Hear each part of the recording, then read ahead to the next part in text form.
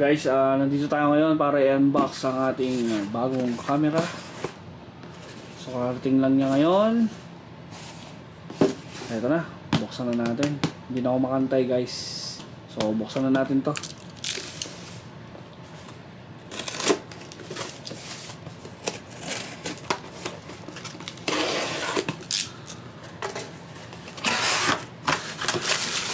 At ang bubble wrap para secure yan. Yun! At ito na.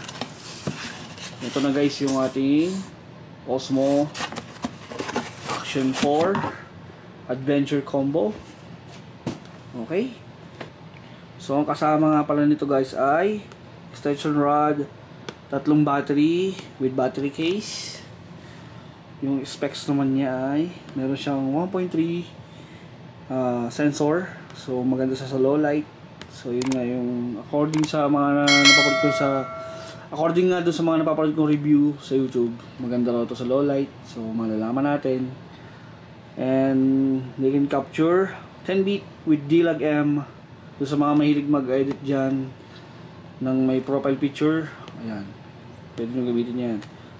Tapos meron siyang deep freeze resistance, long lasting battery. Yun yung maganda dyan guys.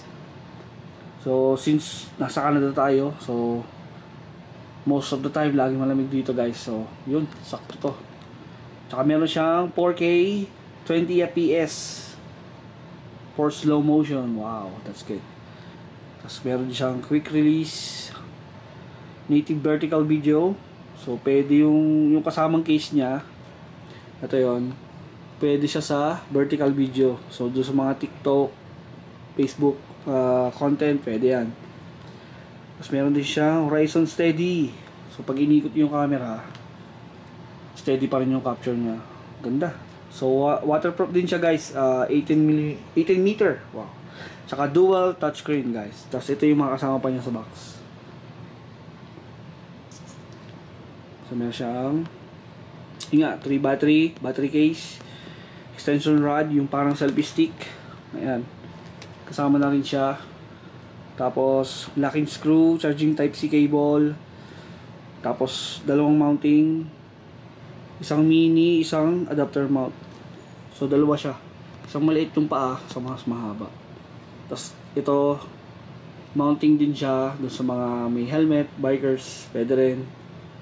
Sa loob ng sasakyan pwede rin yan, doon sa mga dash pwede nyo rin siyang ilagay dyan doon.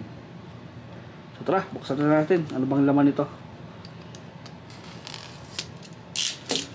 Original siya guys, oh.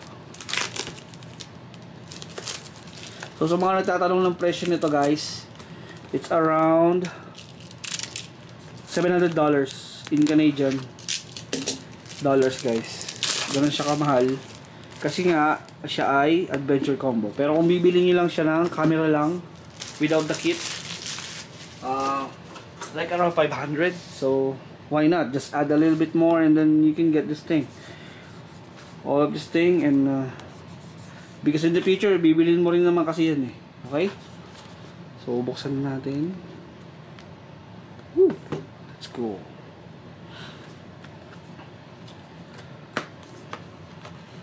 So ano bang nasa loob niya? So meron siyang Action 4 and accessories. Pasensya na guys sa kamay ko, medyo dry kasi malamig ngayon guys dito sa Canada. We are in the middle of negative 35 degrees. So 2 box included with accessories and camera. Tapos yung extension rod. Okay, ganda naman ito guys. Buksan natin. Uy, solid yung grip niya guys, ano, maganda.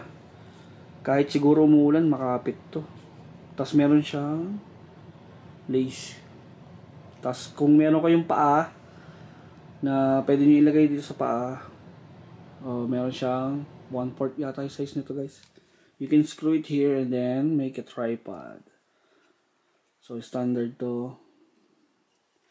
And this one can be long as 4 feet ata. Alam ko 4 feet.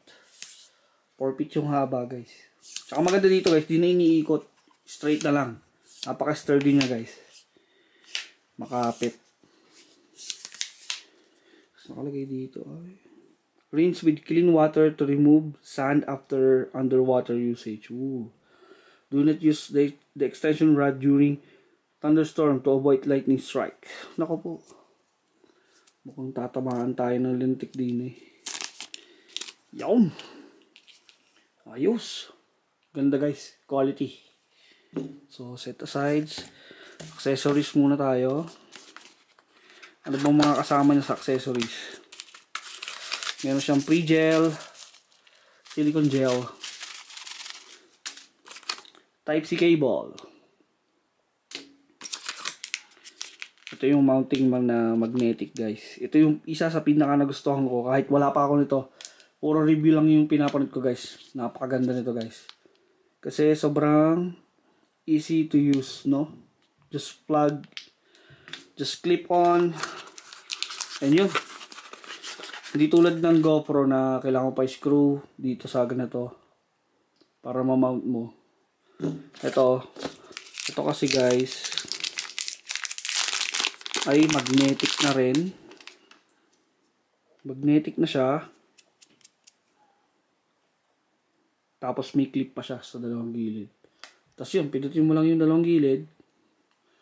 It's easy to remove guys. Ito naman yung lens hood. So, according doon sa narinig ko rin sa iba, no? If you insert this one in your camera, hindi na siya waterproof guys. So, we don't need this. Tapos, yun. Battery case. And then, mga guides lang siya. Manual. Okay. And then, DJI sticker. Oh, wow. That's good. So, itong DJI case, battery case, I think this is charging too. It's a charging too. Wow. Whoa. It includes 3 battery na siya guys. Tapos, according to my review too, you can put your micro SD card here. So, paalala lang guys ha. Pag bumili kayo dito guys, kailangan nyo rin bumili ng micro SD card. So, separate siya. Wala sa kasama. So, kailangan nyo bumili niyan. So, yeah. Just use this cable here. If you have a Type-C phone or something else, if you have power bank too, you can use this one. You can use this one too to charge your phone. Yun yung kagandahan dito guys sa case na to. 3 battery na yung kasama niya. Every battery has ano ba meron dito? 1770 mAh. Wow. Malaki-laki. So, yung previous kong camera guys is Action Osmo. DJI Osmo Action 1. So, ang laking step up, no? Biglang 4 agad ako. Siyempre, nagagamit pa naman natin ng ayos eh. Kaya, siyempre. Tsaka nabenta ko na siya guys. Kaya, we got a new one. So, yun. Ganda nito. So, we need to charge this one na. So, nga pala, meron na akong fast charging, no? 65 watts to guys. And super fast charging. Maganda to guys. Ang brand niya ay Ugreen. Nakuha lang din sa Amazon guys. So lagay ko na lang yung link sa description dun sa YouTube channel natin guys. Yun, excited na akong gamitin to guys. So yun yung kasama ng isang box. Ito naman tayo sa final box guys. Ito yung pinaka main box. Okay. Oops, sorry. So, kasama niya ay ito yung case na you can use it as a vertical. Pwede nyo gamitin tong vertical mount.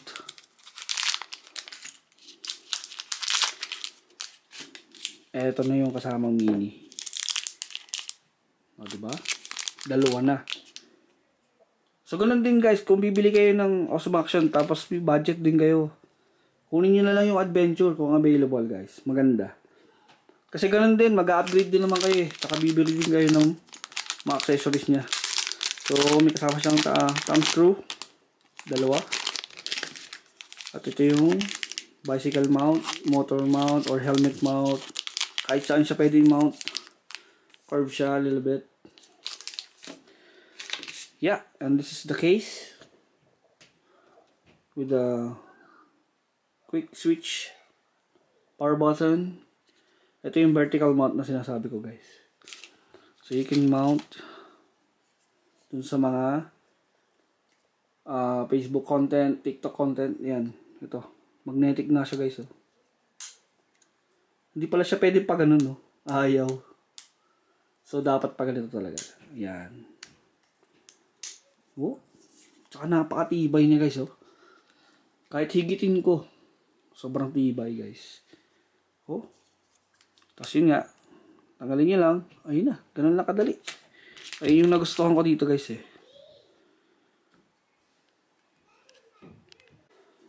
So ito na yung ating main event. Wala na.